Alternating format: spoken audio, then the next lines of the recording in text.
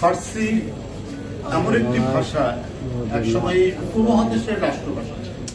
এবং ফার্সি শিক্ষার যদি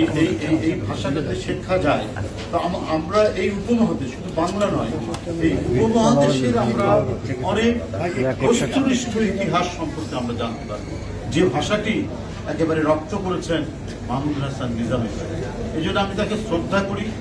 এবং একজন গুণীজন মানুষ হিসেবে মনে করি যে বিখ্যাত কবিদের নাম আমরা ছোটবেলা থেকে শুনে এসেছি, তাদের নানা কাহিনী এবং কাব্যের সাথে আমরা তার অনুদিত কাব্যের সাথে কারণ ফার্সি জানতেন আমাদের জাতীয় কবি কাজী নজরুল ইসলাম, তার কিছু অনুদিত কবিতা এবং আরো অনেকে জানতেন। এই কারণে যে ফার্সি একসময় এদেশে পাঠ্য ছিল এবং আমাদের যে লেখাপড়া স্কুল কলেজে ফার্সি শিখতে হতো, বাধ্যতামূলক এটা শিখতে হতো।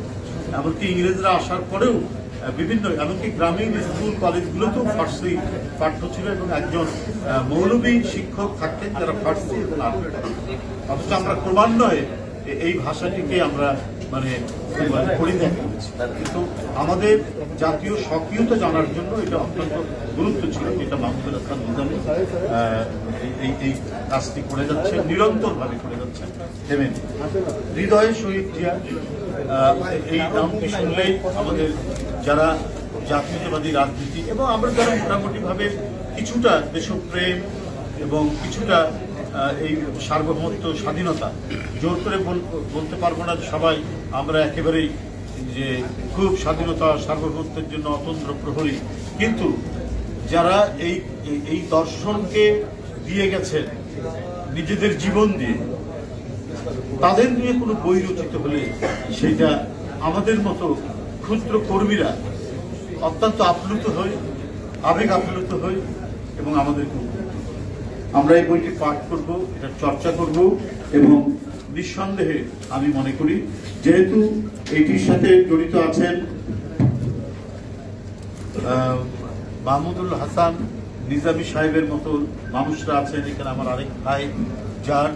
ভাইয়ের আত্মদানের মধ্যে আমরা 90-এর আরেক স্বৈরাচারের বিরুদ্ধে আমরা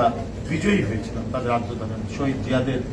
বড় ভাই, ওনারা যেখানে যুক্ত আছেন, আরো অনেক গুণী মানুষ আছেন, হয়তো সবার সাথে আমার পরিচয় না, নিশ্চয়ই তারা যে বইটির সাথে যুক্ত আছেন এবং আমাকে আমন্ত্রণ জানিয়েছেন, তারা নিশ্চয়ই আজে বাজে কোনো লেখক বা বইয়ের জন্য বলবেন না।